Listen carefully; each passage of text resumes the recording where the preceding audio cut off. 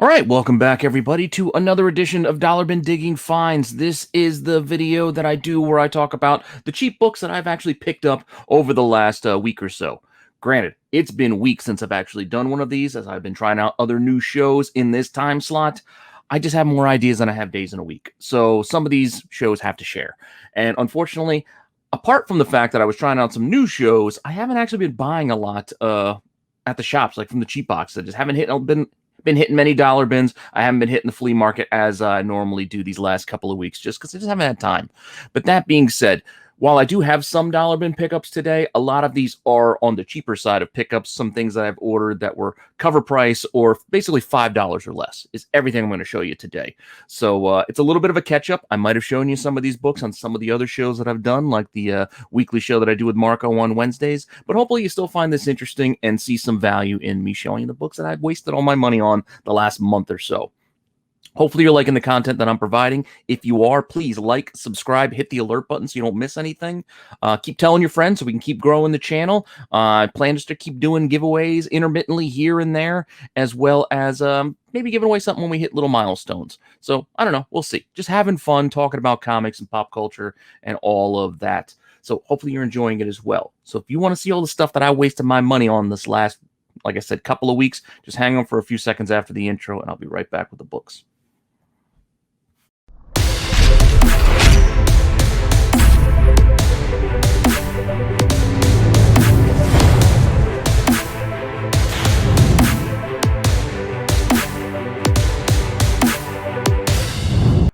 All right, so what do we got this week? This week, I do have some dollar bin pickups. Actually, some of these were actually less than $1. I believe I actually grabbed these from a 50-cent bin, most of these, and then some dollar books as well. So just to kind of show you some of the things that I grab on the real cheap, we're just going to start there. Grab this Spider-Man #3, just Kamala and Miles Morales. Thought it's a nice little crossover team up, whatever you want to call it. Where the titles and the characters kind of meet. A lot of these kind of meetups are gathering more interest with people, especially first meetups.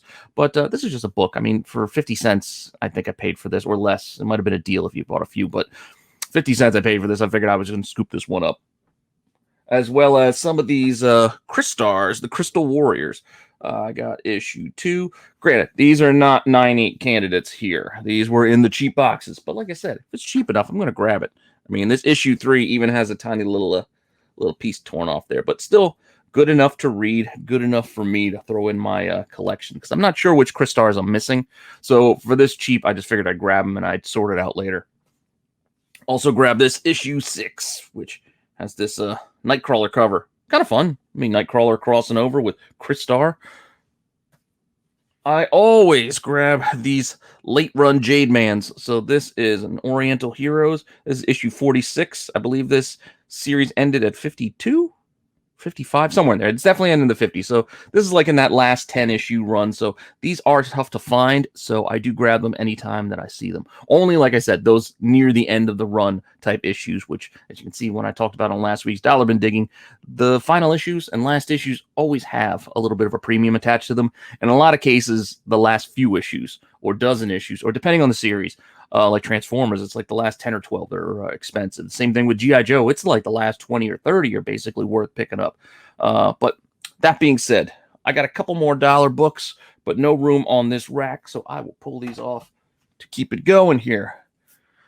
Again, I know you see a lot of familiar themes and a lot of familiar types of topics and books, because that's the stuff that I buy. That's the stuff that I collect. It's the stuff that catches my eye, like Perillo Queen Sonia, Red Sonia covers, Vampirilla covers. I like Perillo. I like Frizen. So when I see these covers for cheap in these boxes, I don't care. I just grab them because they're worth it. This one's a little dinged up, but yeah, not too bad. Eternals #9. Yeah, found this for $1. Like I said, it's a little chewed, but not too. It's not terrible. It's definitely worth $1. I think this is first Sprite in this issue 9, if I'm not mistaken. There might be more than one appearance. I can't remember all the Eternals appearances, but still, Eternals books are still kind of hot. Unlike this poor book, this one's pretty banged up, but it is still first Cloak and Dagger. I mean, finding this in a dollar box, and actually I think it's 50 cents. Finding this in a 50-cent box, I don't care if it's starting to pull away from the staples. There's some tears, a lot of creases, a lot of wear and tear on this book, but this is a Spectacular Spider-Man 64 for 50 cents. It's still First Cloak and Dagger, and I'm still going to go and buy it for that price because it's just a shame to leave it behind. Now, that's what I've got for my dollar books, or less, I should say, which is going to take us into some cheap comics. So a lot of these ones are like pretty close to cover price, or even under cover, maybe a little bit over cover, still under $5. Just random stuff. Some of these things I ordered online. Some of these I found, in boxes while I've been digging the last couple of weeks. I just like this cover, this Doctor Who. I like the homage to, not Killing Joke, Harley Quinn. So, Doctor Who. I just grabbed this. I can't remember. It was like $2 or something. There was a sale, I think, at Midtown at one point where I bought a few things like these Adam Hughes barbed wires because, I just like them. So. They had a sale. A lot of this stuff was like 75% off. Again, I know this was weeks ago, and I never showed you guys this stuff. These barbed wire Hughes, and then this Betty and Veronica one, just because, again, stuff was just on sale really cheap, and I like Hughes, and while I might have some of these already, for those prices, I buy them again. This was a book I picked up out of a box, you can see, for $4. This is the last issue of Silver Surfer, that first run. I needed it for my collection. It is not in great shape. There is some wear and tear on this. It looks like there's even some tape on the spine. But for $4, I'm still getting it because that's not bad at all. Especially when it's for me. It's my PC. I'm not trying to resell this to anybody. That's just for my collection because I'm still trying to complete that Silver Surfer run, that first one. I got the big boys out of the way now. I think 1 through 4. I just got to fill in the gaps with some of the other ones. And I just still try to do it on the cheap because it's just for me. So I don't need like 9/8 near mint copies or anything like that. I find what I can get. I grabbed this second print of Agents of Atlas #1 again because, well, I like this book. I like this series. I like second prints. So for basically cover price, I was grabbing another one because I've grabbed that book before and found that in dollar bins. But even for, like I said, cover price or close, I'm still going to do it because I like it. This A-Force #1. Figured, why not? I think it's a 50 cents over cover, so not too bad. 50 cents, what's the difference? I talked about this one in a recent video about second prints, forgotten later printings. This is a Daredevil, which I did not have, but I found one in a box, so now I have one. It's Daredevil 509, second printing. I like it. I like this callback to Matt Murdock hugging Elektra's tombstone in the Frank Miller run. Definitely dig it. Just like I recently did a video on Tedesco. So I saw some Tedesco books that I didn't have, and I wanted them. So these Thunderbolts, I figured I'd grab them. #11, love that Elektra. What is this, #7? I love this Punisher and Elektra cover. Kind of a negative space thing going on there. Definitely dig it. As I noted in that video, I like Tedesco, and been looking. So I kept my eyes out, eyes open, found some stuff that wasn't too bad. I mean, this was what, $3.50? So yeah, that's worth a $3.50 to me. Looks like the rack is a little full. So again, the prices on these, like I said, $3.50. These are still pretty cheap. Not quite dollar books anymore, but hey, I figured I'd just show this stuff off anyway, right? Doctor Strange $3.90, I believe, is the first cover for Bats, the ghost dog. You can see him down below there. I mean, it's not a huge deal, but for that cover price, it felt like I'd grab it. Why not? And I think $3.85, also from that same run, is actually the first Bats as a ghost dog, but he's not on the cover, but he's inside. I know everybody gets what is it, $3.81, I think, or whatever the number is, where Bats is in there, but he's still a dog. This is him as a ghost dog, and I think that'll really be the appealing part of him as a character if we get him in any form in the MCU. And to kind of wrap us up here with these cheap pickups, these were all $4. What was cover? Yeah, so I paid the cover price. I paid cover price for all of these Iron Man variants. These are connecting covers by Marko Djurdovic. I believe I showed these on a Attack show not that long ago. But yeah, these all go together. I thought they're pretty cool. I'm a sucker for a good connecting cover set, and for cover price, why not? And I believe I bought these ones online. So you can see they'll all go together. I can't hold 4 books all together, but you get the idea. They just go, down the line and form one continuous image. So, like I said, for $4, I was going to grab them. Which, that wraps up the cheap portion. But I'm still only doing cheap books. But more specifically, these are $5 variants. So, a shop near me has a couple of boxes actually for variants that are $5. And I routinely go through them every time I'm in there. A lot of the same stuff is in there that I might overlook a few times and go maybe, and then pick it up weeks later. But other times, new stuff pops in there, and I got to get excited when new stuff pops in there. Like the first 2 that are going to come from here, also Jurdovic connecting covers. These are those Avengers connecting covers. This was Avengers Prime. Again, I think I showed these on other shows, but here, I'm putting them all together. Again, this is weeks worth of backup.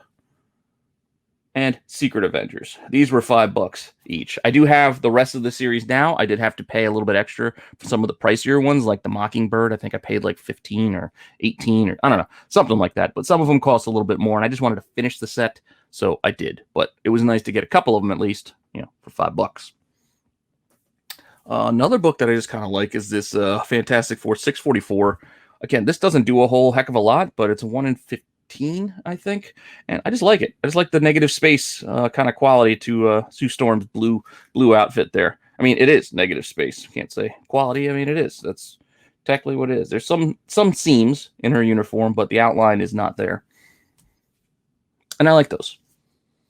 Just like this, I think this is the Delato Secret Wars #4. So you got Thanos, Silver Surfer for $5. Why not?